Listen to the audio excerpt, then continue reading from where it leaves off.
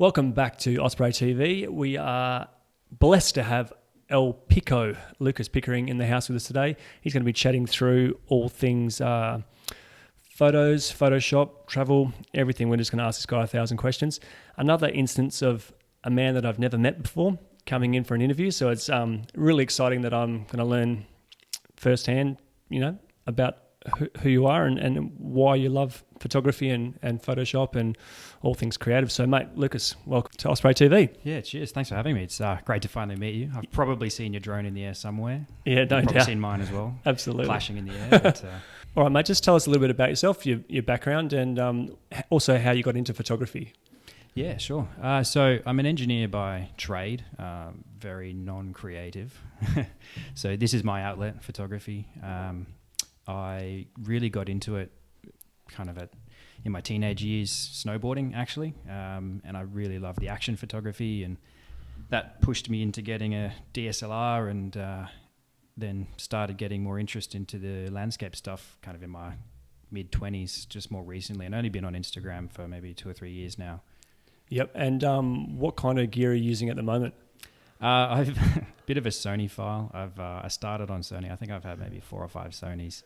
So I'm now on the Sony A7R2, looking at the A7R4 with and then the A9 that's just about to come out, and it never stops, does it? It never stops, no. Yeah. And the Mavic 2. Oh, yep, that's what you're flying? Yep. Cool. And in terms of so landscape photography is what you sort of really sort of cut your teeth on. Do you still find yourself leaning more towards landscape than anything else? So yeah, landscape for me is most interesting for me. I've shot some events recently, but I think just a lot less pressure just being out there in the wilderness. Yeah. And do you really like that sort of that sense of adventure that landscape photography brings with you? And do you often just go by yourself, or you go with crew, or? Absolutely. The adventure is awesome. I love going by myself. More recently, I've gone with crew as I've met you guys, met a few other people around Perth. But yeah, going out solo, absolutely love it. Awesome. And how, how much sort of preparation, it's when you're shooting locally, what kind of preparation goes into your photography? I was thinking about that recently, actually. There's so many stages that I go through, just looking at so using Google Maps, Google Earth, Google Street, actually, to try and see what sort of angle perspective I can get of various places that I don't normally go to. Then checking photo pills, see what where the sun's going to set or going to rise, stellarium even to use to see where the Milky Way is going, what the moon's doing. Wow, that's a lot of prep. And then another little awesome little tip is this website called yr.no. I use that all the time for the cloud cover. It gives a really good prediction for cloud cover. Okay, that's interesting. So there's like multiple apps there that you're all sort of taking a little bit from each one. Is that for every shoot you go on, or is it just like if you're really planning, like if you're going to head down south, you sort of plan that, or if it's a bit ad hoc, are you still going through that same process? If it's ad hoc, I'll tend to stick to I'll tend to stick to the places I know. I know where the sun's going to go. I'll still check the cloud cover as a just in case, but obviously looking up is a bit simpler. Yeah. Going down south, I try and plan it a bit more. I try and ask the locals a bit more, like Hamish. Yeah.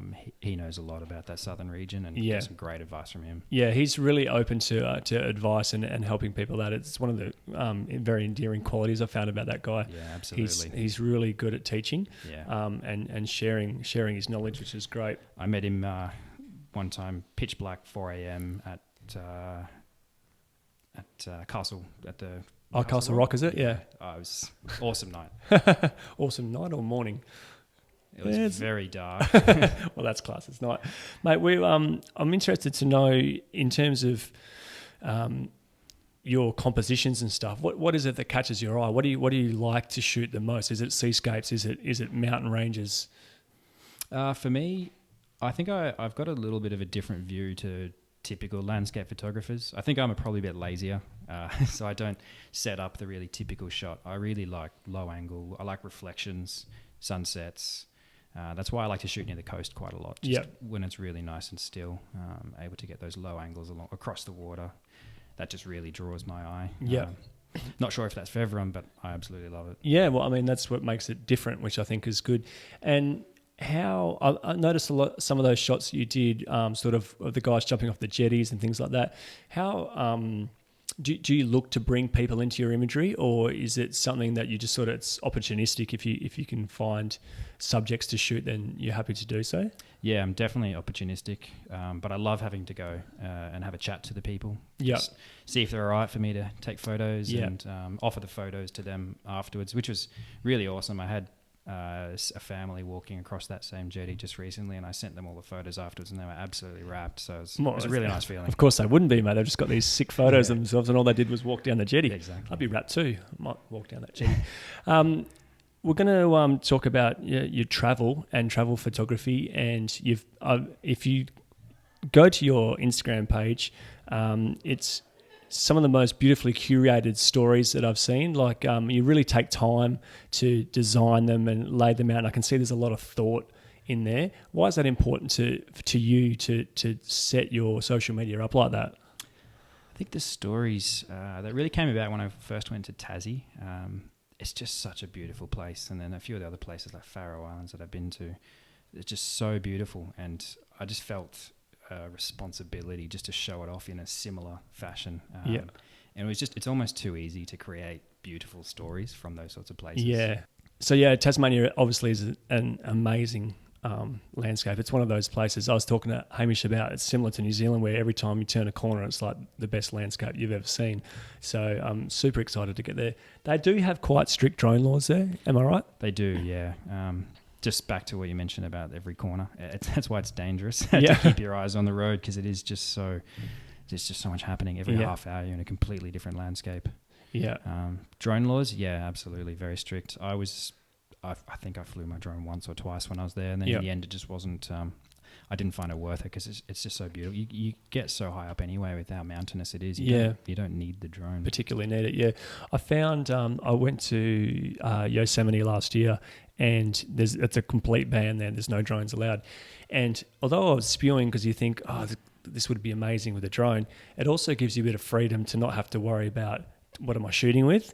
So it takes it out of the equation, and then it sort of forces you to use your DSLR or shoot video or whatever it might be, which I kind of found it was good, because sometimes you're spoilt for choice and you don't know what to use, and you start shooting a lot of stuff and maybe not as good as it would be if you just focus with one sort of medium. Yeah, I completely agree. The number of times going to a sunset and I've got the drone and the camera in one hand, then you do both of them half as good. Yeah, 100%. I totally agree. But I got my drone up once in Tassie and over water, and looked up, and there was potentially an osprey or a hawk circling it, and actually hit it. And I saw on the screen it did several flips in the air. Wow. It was flipping around, and then I think it eventually gained control, maybe 50 meters over the water, and I brought it back, and I was like, okay, that's enough for today. I'm done. Pack the drone away. That's surprising. I didn't know that. Well, Rod did say that they can recover, but that's pretty good. It may just been a gimbal error, but gotcha. Yeah. At the time, I just remember it being very dramatic. So yeah, it doesn't matter. That's enough to make the hands sweat, the legs shake, and the whole sort of thing. My girlfriend was just laughing the whole way through. They just don't seem to care, do they? It's just a toy. Yeah, laughing at yourself. Mate, we're going to jump into your imagery that you brought in for us today. We're going to have a look at your first photo. And this self-portrait that you've got is absolutely stunning. That was pre-haircut. Yeah. It looks so good. All jokes aside, this is a beautiful shot here of, I'll let you explain what it is and where it is, but it's, it's different to what some people class as an important photo or something that tells a story. But I believe for this sort of image for you is taking you back to when you were there and helps to tell the story of that adventure. Am I right? Yeah, absolutely. Every time I look at it, I just smile.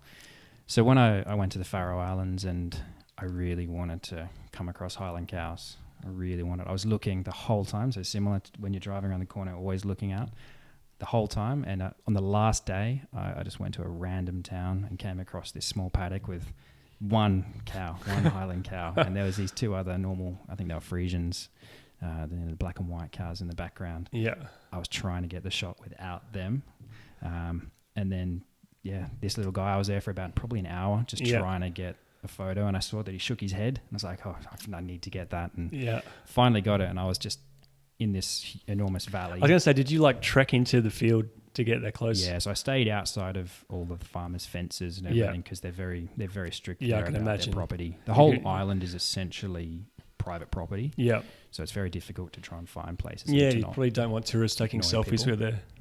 with their exactly, Highland and cows. the electric fences everywhere. That was fun. But yeah, so about an hour I'd say, and then I eventually got the shot, and I was so excited. Stoked.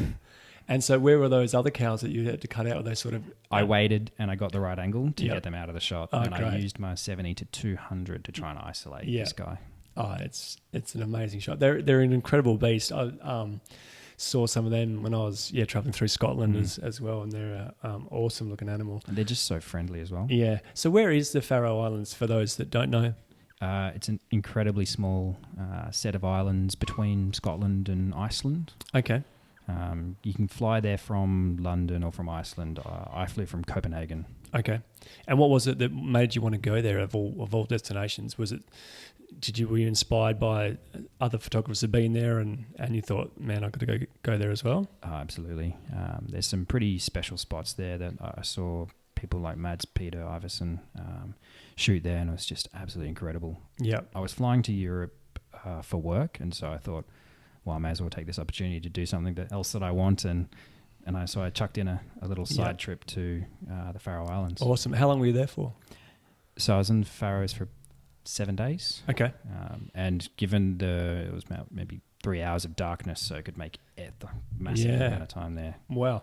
And is it a big island? Can you drive around in a day, or is it what's the size like? So it's a set of I can't remember the exact number. There's probably about 4 or 5 main islands. You can drive between most of them. There's undersea tunnels that you can take between some of the islands. Cool. Other islands you have to take small ferries, and it's a lot more difficult to get to those other places. But driving wise, it's maximum maybe an hour. Top to bottom of the islands. Okay, cool. And being in between Iceland and Scotland, I imagine the weather and the climate's very similar to those places as well, cold. Absolutely. Yeah. It's warmer than Iceland, less snow normally, but it was still very cold, windy, foggy when I was there, so very challenging. There was a few days when I couldn't get out of the car because it was so windy. Wow. Yeah, I highly recommend checking Lucas's profile on Insta and having a look at this this dedicated story that he's got to the islands, because there's some amazing shots in there. That shot of the...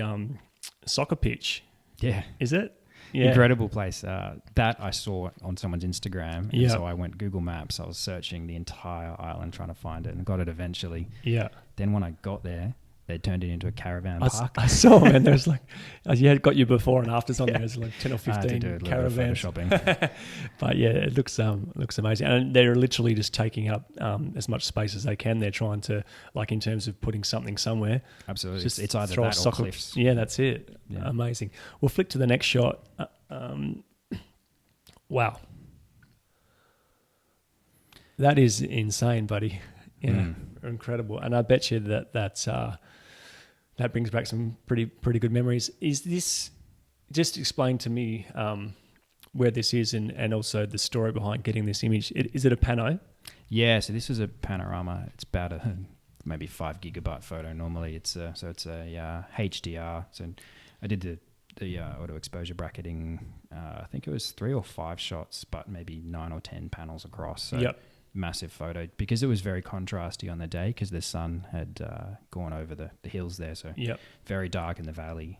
So I had to bring out that light. Mm-hmm. And you shoot your panos vertical? Yes. Yep.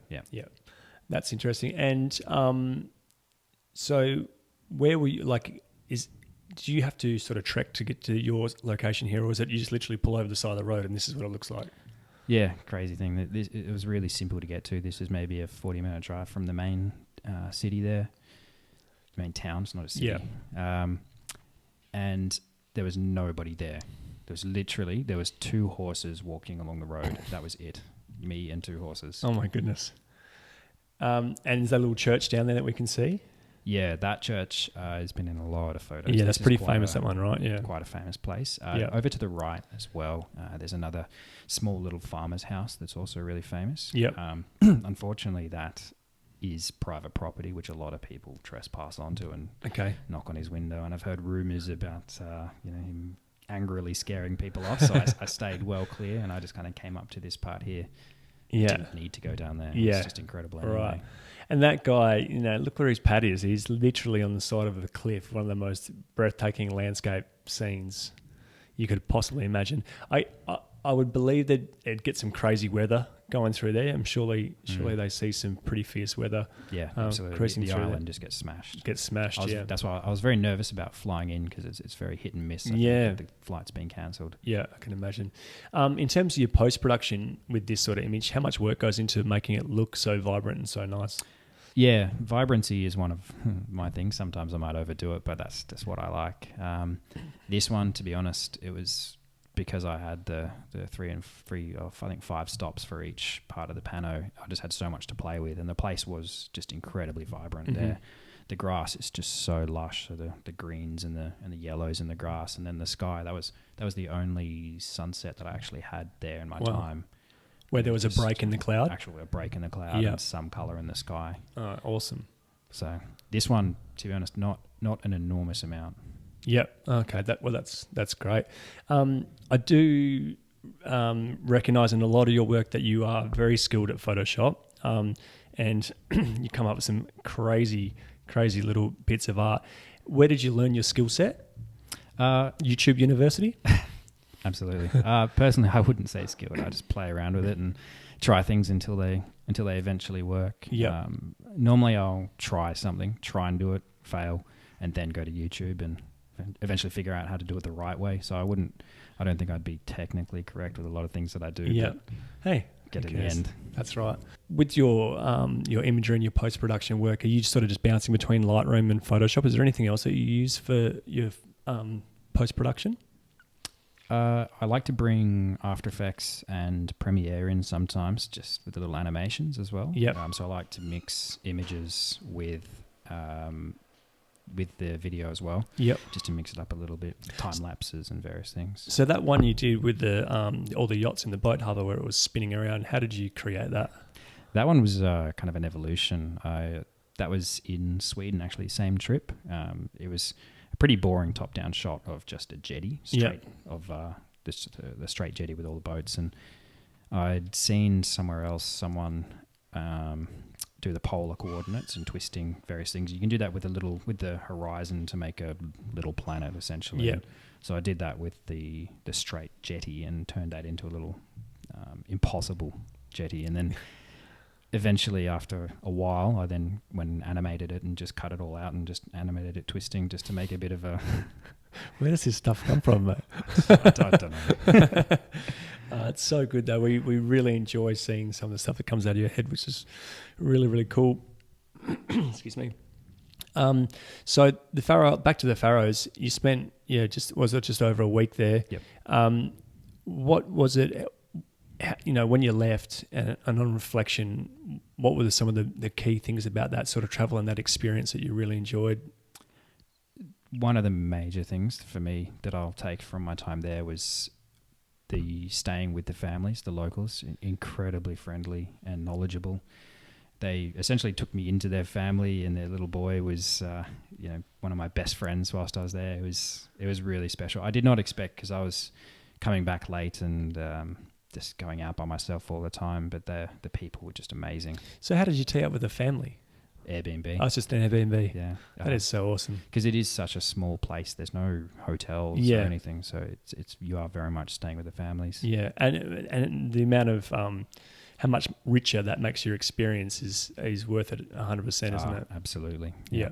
And it's good that they open up their doors to random strangers. Yeah, exactly. They let you in. Yeah, I know, right? With this beard and everything. Yeah, that's awesome. And so this is popular with photographers, as you said before. Would you recommend people to go there? I think you'll say yes, but what's the sort of skill level that you think, is it good for anyone, or do you need a little bit of technical knowledge to really make the most of the place? I think the place speaks for itself. It's got some of the tallest sea cliffs in the world. If you take a photo with your phone, it's going to be incredible. It's going to be mind-blowing. Most of the people your friends won't have seen anything like it. Yeah. So as an adventure, you don't have to be a photographer. Just an adventure there is incredible. The amount of different hikes and different places you can get to. absolutely anybody will enjoy this place. Yeah, I think it's one of those sort of frontiers that's just like raw, powerful, natural beauty. So that's what's really appealing about it. It's like Iceland, just without the millions of tourists. Cool. Besides here, where else have you travelled to that you really enjoyed? Have you done some other expeditions, either for photography or just for travel? So this same trip, I went to Sweden and to Denmark as well. Bit less photography there, but just stunning places. Yeah. In 2016, I went to Alaska. That was stunning. Yeah. Yeah. Did quite a bit of photography whilst I was there as well. Oh, that's good. So you're sort of drawn to these sort of colder, more dramatic climates. Is that on purpose, or? I think it's in my blood. It's just in your blood. Yeah. Snowboarding, I love the snowboarding. Yeah. Cold climates. Yeah. Yeah. Have you been through New Zealand?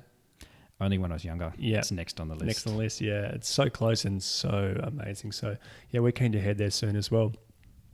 Mate, how you fairly prominent on social media and Instagram. How has Instagram helped you in your like creative process, and also what do you feel like the pros and cons of social media, Instagram and Facebook are?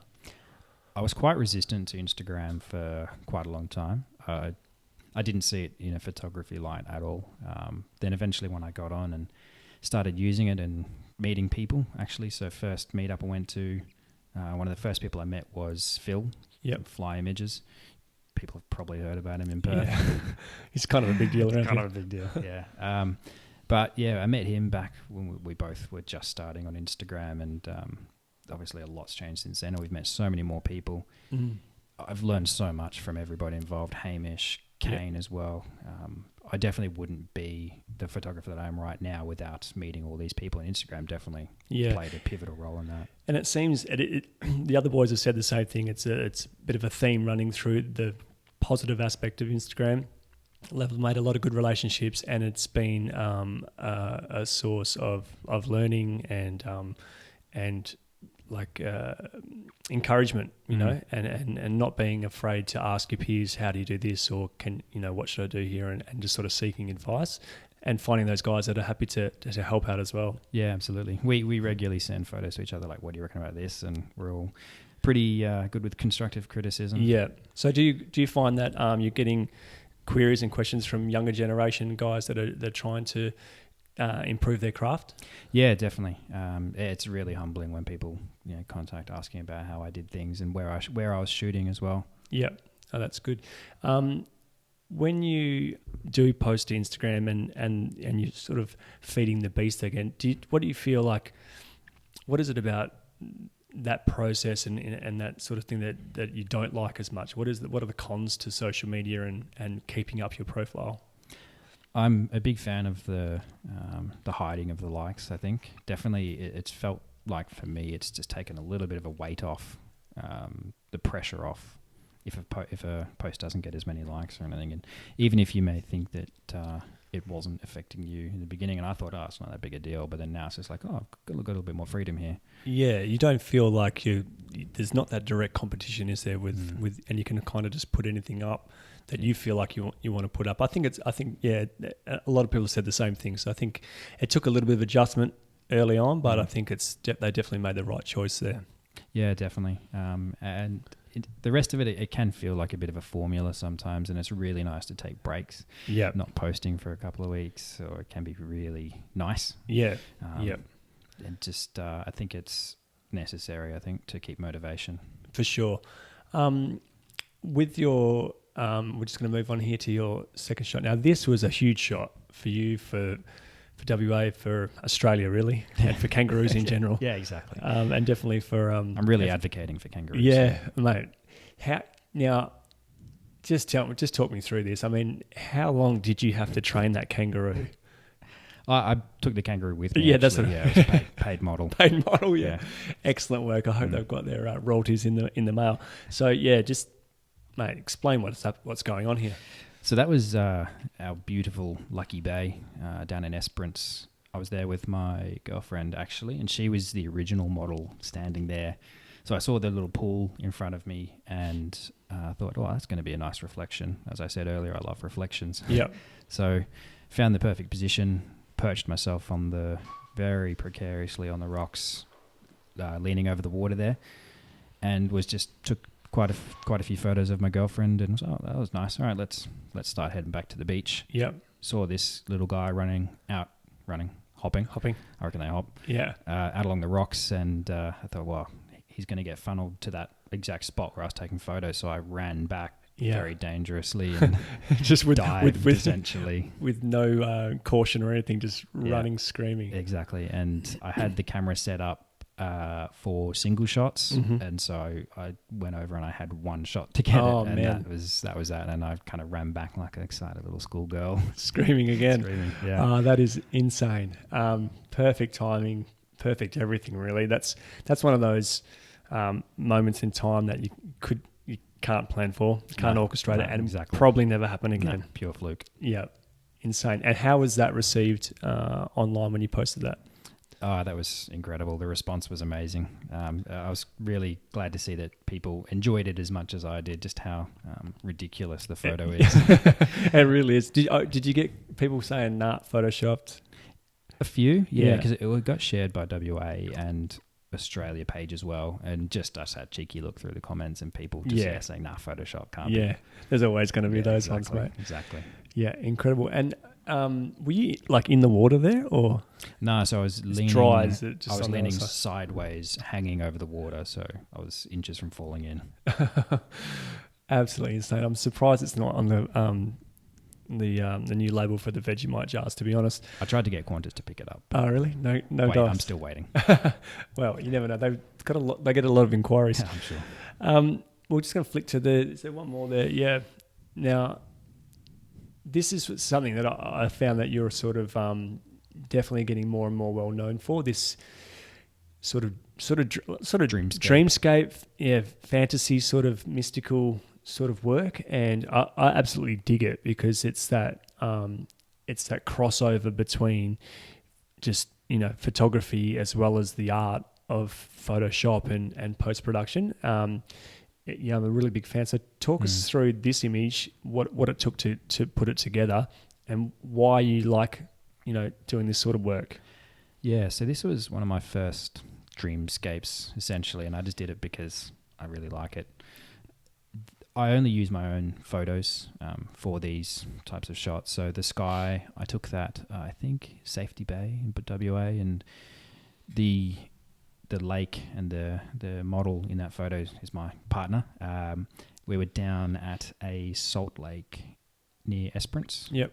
And it was just incredible conditions. The mirror across the lake was amazing, but there was almost no clouds in the sky. So I was like, I might spice this up a little bit. And when I do a Photoshop, I do like to make it obvious that it's a Photoshop. I don't want to mislead try to people pull the wool. Too much. Yeah, exactly. So I'd make it pretty obvious that it's a Photoshop. And so I just kind of went to town on this one and just seeing if everyone else liked it, and it turned out it went pretty well. So. Wow. Can you sort of just briefly step us through the process, like how, it's obviously multiple layers and some compositing. Where do you start and how does it finish? So this one, actually, I've got a story on my Instagram as well. Just cool. A little step through. Yep. So the sky, essentially I've edited the sky to be very vibrant and colourful, and I've got that saved as a separate stock for myself. Yep. So I brought it into the image, and I cut the horizon and flipped it, and then distorted the on the bottom, and then made it. Is that like the perspective? You sort of dragged it out? Dragging it out.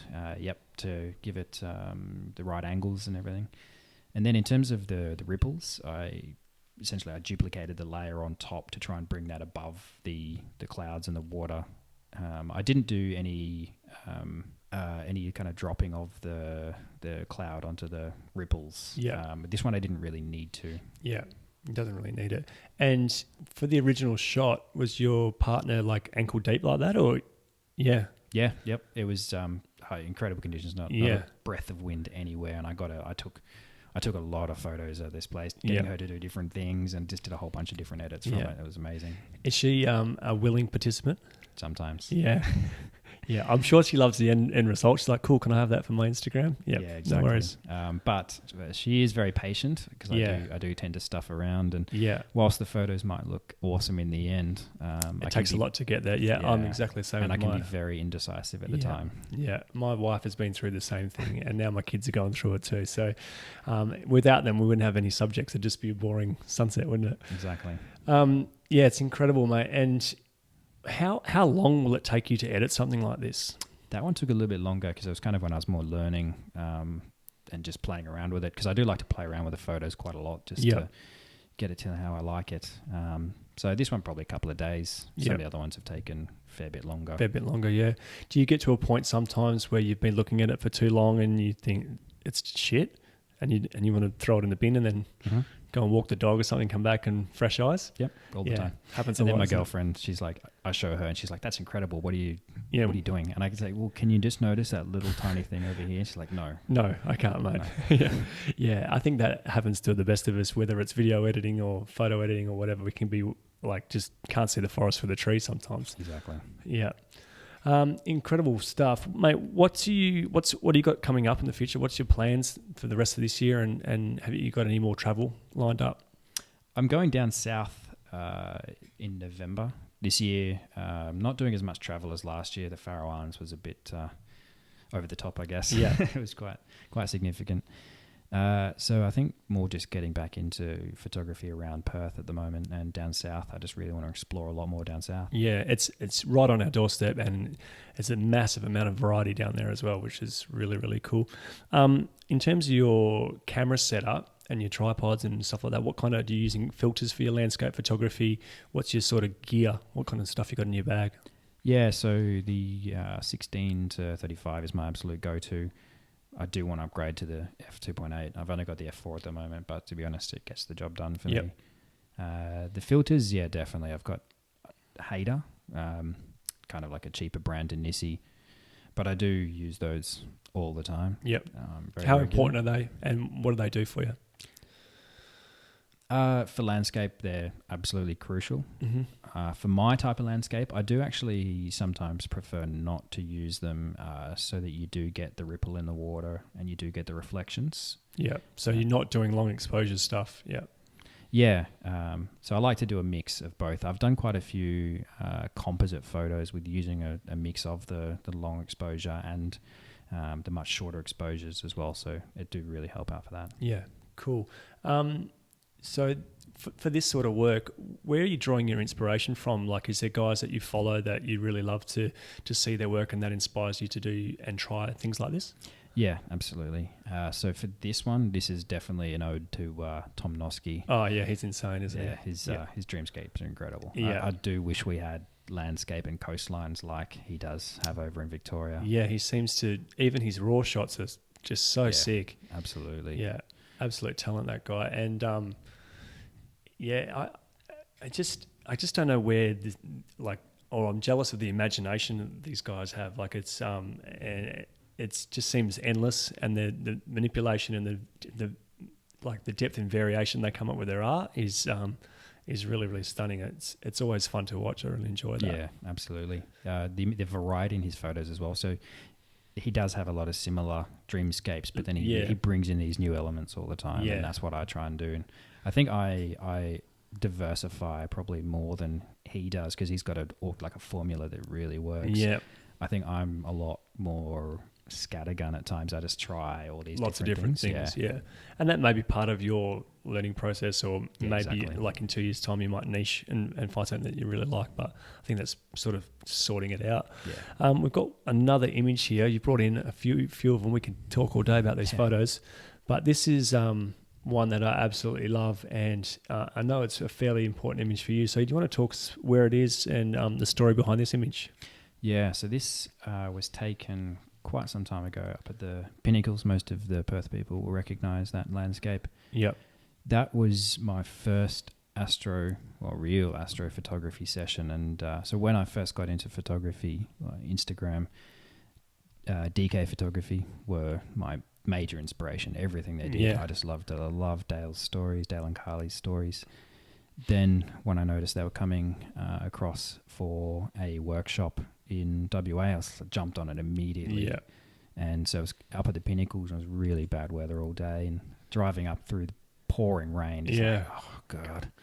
And then it just cleared perfectly and just had an amazing night. And Dale's such an incredible person. I'm just truly honoured to have met such an amazing photographer in person. He engaged with every single person on the tour, well, on the workshop, and we were definitely all much better off for having met such an awesome guy. Yeah, I never met him personally, but everyone says the same thing about him, which is a really nice testament. But I do know that his work was possibly the best landscape photography I reckon I've ever seen. Consistently good. Yeah, absolutely. He just knows how to compose a shot. It's just amazing. Yeah, massive loss to the photography community and just the community in general. So this particular image, who's holding the light? That was take turns in being models, did you? Yep. That's the beauty of having the 10-second timer. Any of us could go run up there. Hamish was actually there as well, and that's the first time I met Hamish. Yep. He was a really good friend of Dale as well. Yeah. So he just knew how to compose. I can't really take credit for this shot. This was completely them. Yeah, they just sort of set you up and you can pull the trigger. Absolutely. But that really triggered my love of astrophotography. It is good, isn't it? Yeah, it's good fun. And so obviously you're going to look to be doing more astro. Is there certain times of the year that astro is better than other times of the year? Yeah, so we're approaching the end of astro season now. I'd say October, November is kind of the last that we'll see of the Milky Way. Yep. For the rest of the year through summer, it kind of disappears below the horizon. So you can still get nice starry skies, just not the Milky Way, not the core of the Milky Way that we see there. How can somebody find out more info? Like, is there apps that you guys use that tell you locations and stuff like that? So there's really good groups that there's so many people. So there's Perth Astro Photographers group where you ask a question and hundreds of knowledgeable people will answer you straight away. Yeah. I use Stellarium on iPhone. I think it's on Android as well.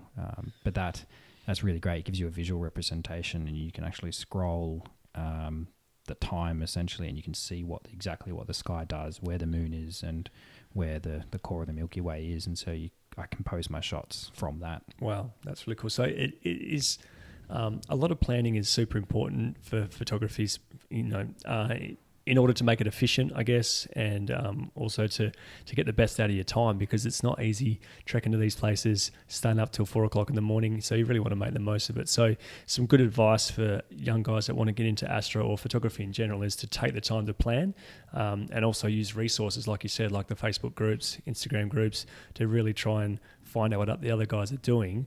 Instead of just winging it, which, I mean, everyone starts off winging it, but there's ways to sort of narrow it down, isn't there? Yeah, absolutely. So I think my first time I went out to shoot the night sky was a full moon. I had no idea what I was doing. And then I did a lot of research, but also, to be honest, the fastest way that I learned was going to that workshop. So if you do see any workshops, meetups or anything, people are really willing to give you some really great information. Yeah, that's right. I think Hamish is still running the workshops, and he is, dream photography workshops. Yeah, there's different ones as well around. Even just meeting up with guys and going for shoots. Like we recently went back up to the Pinnacles with maybe about 8 of us. Yeah. And everyone's sharing knowledge and just really trying to get the best shots. I think and that's the beauty of digital and also situations like this is you can just keep changing your settings, fiddling around until you work it out and you get it right. One thing I found with Astro is your settings generally don't change that much. The ISO sort of stays the same. Your aperture stays around the same. It's more about your composition, getting something in the subject, those subject in the foreground, those sort of things, because it's not too much in variation with the camera settings. Yeah, absolutely. I think with Astro, it's almost more what you do out of camera and not what you do in camera. So, as you said, you can lock the settings in if you've got the right night, the right setting. It's what you do with the light. It's really, you can really subtle changes in the lighting and the flash. That was a really short flash. Was it? Yeah, that was a really, really short flash. Otherwise, everything would be way too washed out.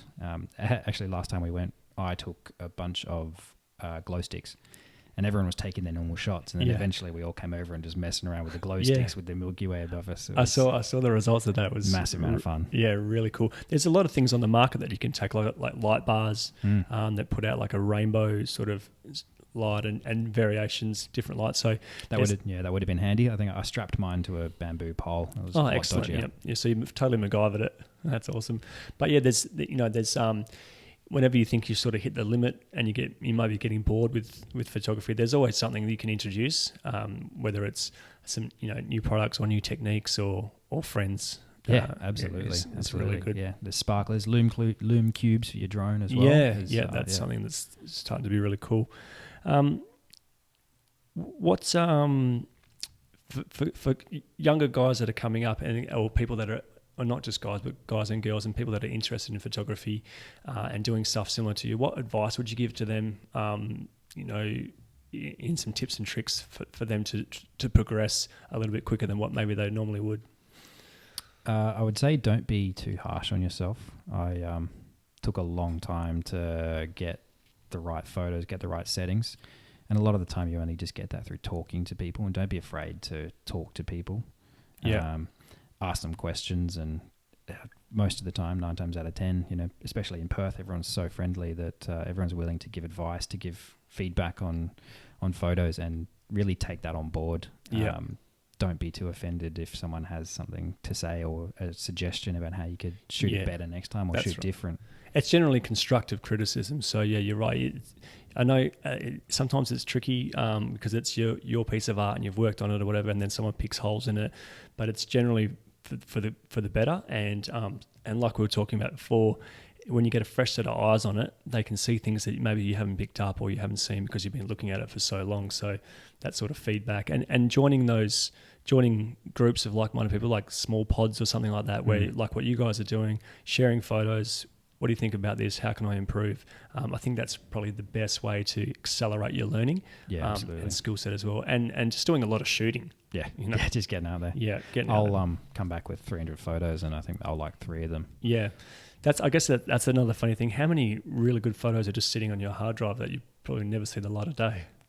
Yeah, that's the funny thing is that when I do post some of those ones that I'm like, yeah, that's all right, everyone loves it. And my girlfriend's like, that's amazing. I really love that. And it's like, I just overlooked it completely. Yeah, it's funny, isn't it? Because you sort of, when you're shooting, you sort of know the ones that you've taken that are good. And you're like, that's the one I'll work on. And then everything else sort of gets discarded. But again, it's subject to the audience. Exactly. What my A reel is, my B reel to someone else, they could absolutely love that. Yeah. Social media has effectively changed the landscape of everything. How do you think it's contributing to tourism? I mean, a lot of the shots that you guys are getting, and it's some of the best advertising, I think, for our state that you could possibly ask for, because we're really showing it in the best light. Do you ever is there any sort of, I don't know, it's not patriotism, but, do you enjoy the fact that your photos are shared, to a worldwide audience? Yeah, absolutely. It's really an honor to be able to show off your state in the way that you see it, and the feelings that each of those photos gives to me. Seeing other people react in the same way to shots that I've taken of our state, our city as well. Yeah, it's really awesome. It's such an honor when Western Australia or Australia shares your photos, because they too think it's a great representation of our area. That's true, and they get a lot of submissions. So for them to share it on their page is a big tick of approval, really, which is really cool. Obviously, there can be a downside to certain places. They become then tourist hubs. And, which has happened a little bit. Yeah. Yeah, that's definitely happening. Yeah. For example, the Faroe Islands, that's one of their major sources of income is tourism. So their tourism Instagram page is massive. It's really pivotal to the whole success of the island. Really, I can imagine there's some quality photos on there. Yeah, incredible photos. There was a massive honor I got to do it. So that was one of the reasons why my stories of Faroe Islands were more well curated, I think, was because I did do a takeover of their page. Oh, right, cool. And posted photos and had to do stories for them as well, and that was just an incredible experience. Yeah, awesome. All right, mate. Well, it's been amazing to chat to you. We're a massive fan of your work here at Osprey, and we just really love how you're always pushing the boundaries, and your creativity doesn't really seem to have any bounds. It's always so unpredictable, which is awesome. It's unpredictable to me as well. Yeah, that's right. You're surprising yourself. Yeah, so thanks so much for coming in. It's great to meet you, and we look forward to following your journey. And we will put in the video links to your Instagram page. And do you have a website? Soon. Coming soon. We'll put coming soon down there as well. Exactly. Okay, guys, thanks so much for tuning in. If you do like what we are doing here with Osprey TV, please subscribe, hit the notification button, and leave a comment about how amazing Lucas was. That's a wrap.